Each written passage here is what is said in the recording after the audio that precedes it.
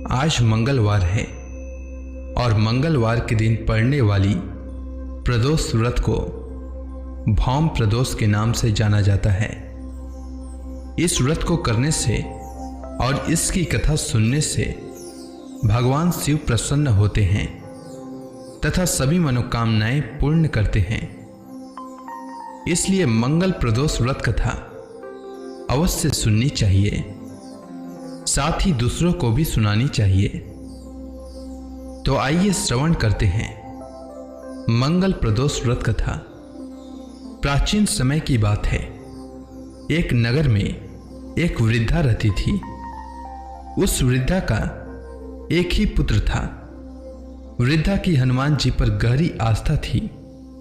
वह प्रत्येक मंगलवार को नियम पूर्वक व्रत रखकर हनुमान जी की आराधना करती थी। एक बार हनुमान जी ने उसकी श्रद्धा की परीक्षा लेने की सोची। हनुमान जी साधु का वेश धारण कर वृद्धा के घर आए और पुकारने लगे, है कोई हनुमान भक्त जो हमारी इच्छा पूर्ण करे। पुकार सुन वृद्धा बाहर आई और बोली, आज्ञा महाराज, आप क्या चाहते हैं। साधु वेश में हनुमान जी वृद्धा से बोलते हैं, मैं भूखा हूं, भोजन करूंगा, तू थोड़ी जमीन लीप दे। वृद्धा द्विधा में पड़ गई। अंततः हाथ जोड़कर बोली, महाराज, लिपने और मिट्टी खोदने के अतिरिक्त आप कोई दूसरा आज्ञा दीजिए, मैं अवश्य पूर्ण करूंगी। साधु ने 3 बार प्रतिज्ञा कराने के बाद कहा, तू अपने बेटे को बुला, मैं उसकी पीठ पर आग जलाकर भोजन करूंगा। यह सुनकर वृद्धा घबरा गई, परंतु वह प्रतिज्ञाबद्ध थी। उसने अपने पुत्र को बुलाकर साधु को सौंप दिया।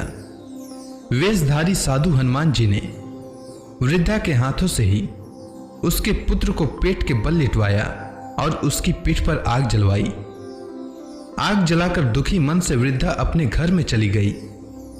इधर भोजन बनाकर साधु ने वृद्धा को बुलाकर कहा, तुम अपने पुत्र को पुकारो ताकि वह भी आकर भोग लगा ले।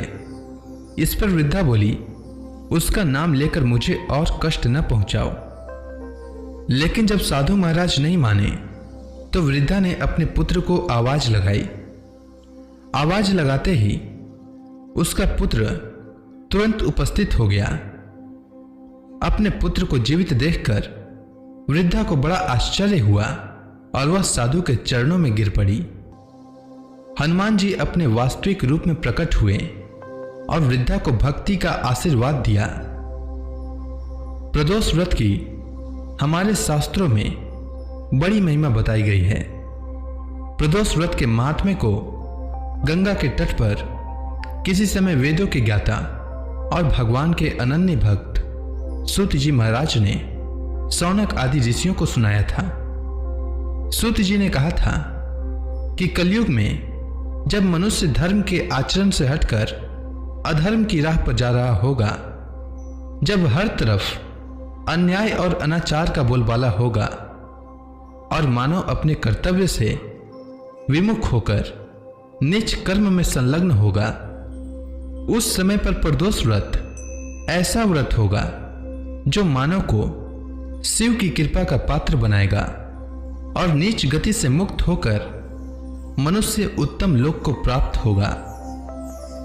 सूत जी महाराज ने शौनक आदि ऋषियों को यह भी कहा है कि प्रदोष व्रत के पुण्य से कलयुग में मनुष्य के सभी प्रकार के कष्ट और पाप नष्ट हो जाएंगे।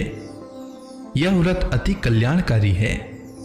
इस व्रत के प्रभाव से मनुष्य को अभीष्ट की प्राप्ति होगी। सूत जी ने शौनक आदि ऋषियों को बताया कि इस व्रत के महात्म्य को सर्वप्रथम भगवान शंकर ने माता सती को सुनाया था। मुझे यही कथा महात्म्य महर्षि वेदव्यास जी ने सुनाया और यह उत्तम व्रत महात्म्य मैंने आपको सुनाया है।